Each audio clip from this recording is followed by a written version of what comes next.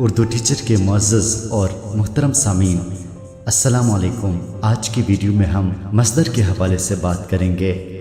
مصدر کے لفظی معنی کی بات کی جائے تو مصدر صادر ہونے کی جگہ کو کہتے ہیں۔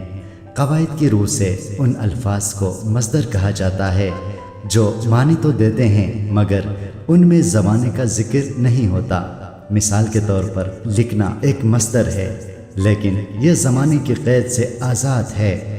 دوسرے الفاظ میں ہم یہ بھی کہہ سکتے ہیں کہ مصدر وہ لفظ ہے جو کسی اور لفظ سے نہیں بنا، تاہم مصدر سے بہت سے الفاظ بنتے ہیں۔ جیسے لکھنا مصدر ہے، اس سے لکھا، لکھے، لکھی، لکھے گا، لکھوایا وغیرہ وغیرہ نکلتے ہیں۔ مصدر میں ماضی، حال، مستقبل کی نشاندہی نہیں ہوتی۔